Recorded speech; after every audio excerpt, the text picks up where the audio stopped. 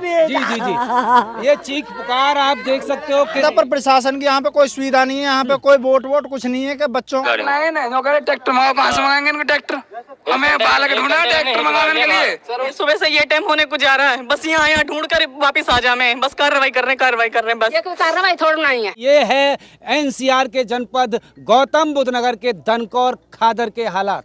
इस प्रकार की 78 में बाढ़ आई थी, उस टाइम पे कोई ऐसी सुविधा नहीं थी और अब तो थोड़े बांध लग गए हैं, बाकी अब भी बड़ा भारी नुकसान हुआ है। दोस्तों नमस्कार, आप देख रहे हैं जागरूक हिंदुस्तान, सतीश शर्मा जाफराबादी के साथ। दनकौर के खादर में यमुना के बहाव में 2 युवक बह गए। देर रात तक एसडीआरएफ और एनडीआरएफ की टीम के अलावा गोताखोरों ने तलाश किया, लेकिन दोनों बच्चों का कोई सुराग नहीं लगा है।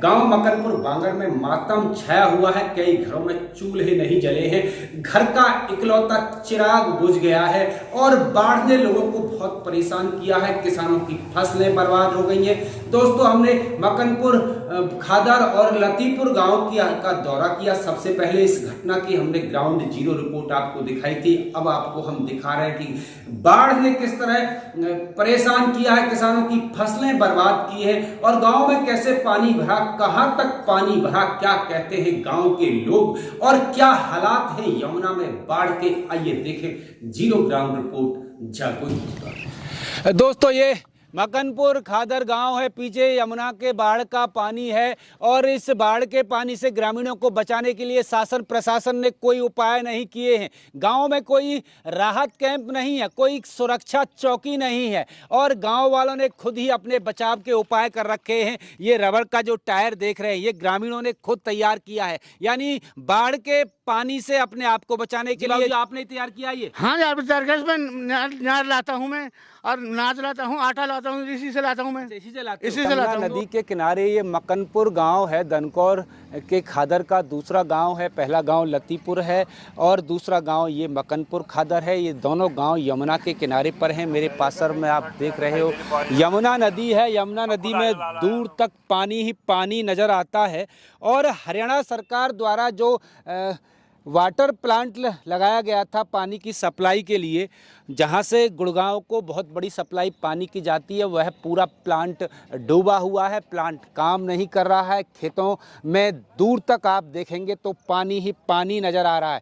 यमुना का तेज़ बहाव है लेकिन पानी में उतार हुआ है, यानी पानी के स्तर में गिरावट हुई है और गाँव वाले संतुष्ट भी हैं कि राहत मिल सकती है अगले कुछ घंटों में।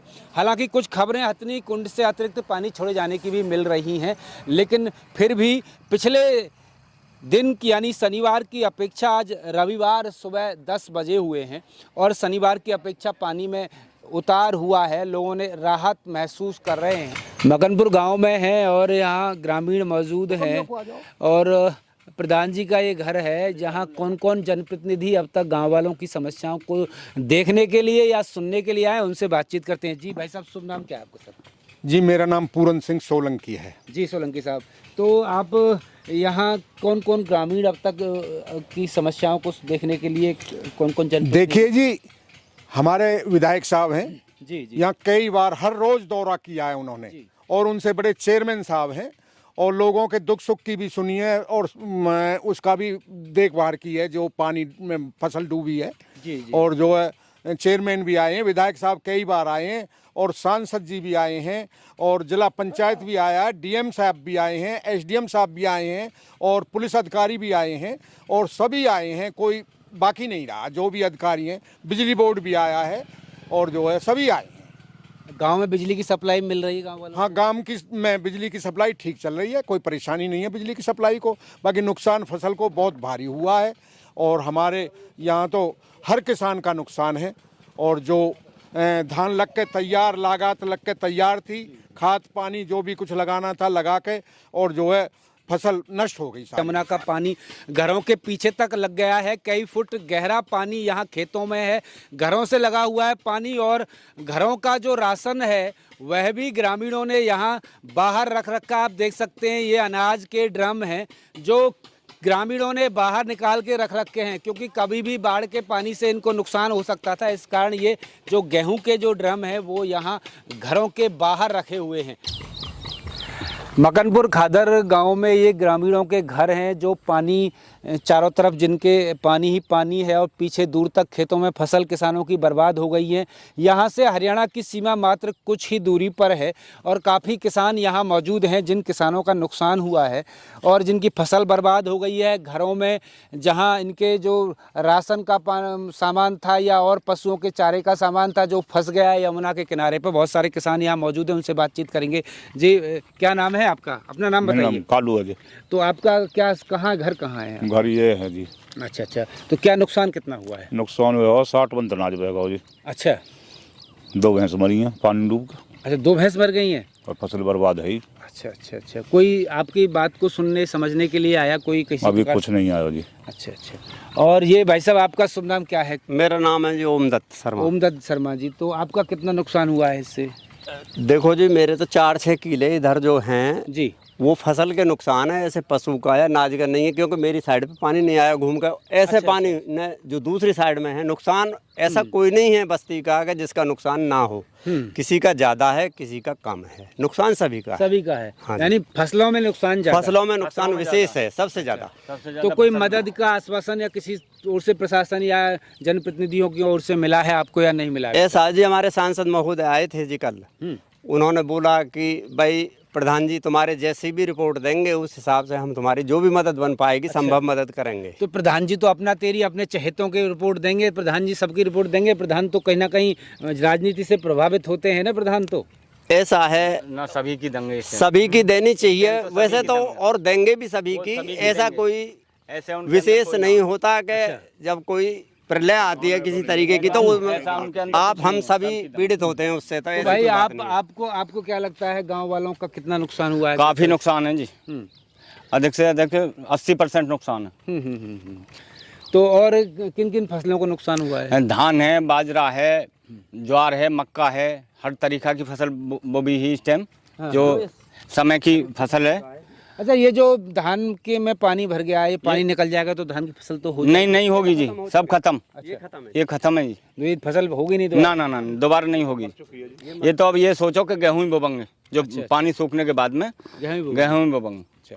जी भाई साहब, आपका शुभ नाम क्या है? मनवीर सिंह मेरा नाम। सिंह साहब, तो आप क्या नुकसान हुआ है, क्या हालात हैं, मेरे बताइए। भैंस भी बीमार है, तो सारी फसल खत्म है कि घर में जो गेहूं है वो फूल के भीज गए सब।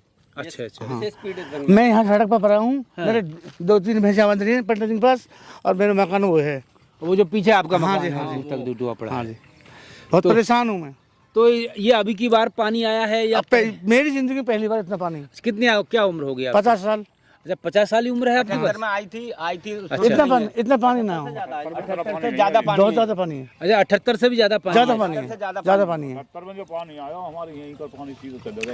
तो दोस्तों, आपने देखा सुना, ये मकनपुर खादर के यमुना के किनारे के ग्रामीण हैं जो यहाँ रह रहे हैं वर्षों से और 50 साल की उम्र में इतना पानी नहीं आया जो इस बार आया है। और 78 की जो यमुना में बाढ़ आई थी जिससे भारी तबाही हुई थी, हालांकि बांध नहीं थे, सड़कें नहीं थी, पानी ज़्यादा दूर तक फैला, लेकिन बांध सड़कें होने के कारण, पानी की रुकावट होने के कारण पानी बहुत दूर तक नहीं फैला है, लेकिन पानी ज़्यादा आया है, फिर भी ग्रामीणों का नुकसान हुआ है। शासन प्रशासन को और जनप्रतिनिधियों को ग्रामीणों की समस्याएं मौके पर आकर देखनी चाहिए। उनका खादर के लतीपुर गांव में हूं और मेरे सामने आप पासर में देख रहे हैं, ये यमुना का जल है और यमुना का जल इस गांव तक आ गया है, गांव के घरों तक आ गया है। गांव का जो प्राइमरी स्कूल है और जो मंदिर है वह सब डूब चुके हैं, हालांकि पानी उतार पर है। गांव के लोग अपने घरों के सामने खड़े हुए हैं। आप देख रहे हैं कि पानी, चाहे बिजली की लाइन हो, चाहे खेती किसानी के इम्प्लीमेंट्स हों, सब बाढ़ के पानी में डूबे हुए हैं। और ये प्राइमरी स्कूल है, प्राथमिक विद्यालय लतीपुर, यह भी पानी में डूबा हुआ है। सामने आप जो देख रहे हैं, ये चारों तरफ यमुना में बाढ़ का पानी है और इस बाढ़ के पानी में काफ़ी लोग घिर गए थे। हरियाणा के जो सरदार थे, जो खेती किसानी करते हैं, सैकड़ों परिवार भी यहाँ घिर गए थे। यहाँ उन लोगों को यहाँ से रेस्क्यू करके हरियाणा भेज दिया गया है। हरियाणा सरकार के लोग उन्हें ले गए हैं। गांव के लोग भी यहाँ मौजूद हैं। गांव में कोई राहत शिविर नहीं लगा है।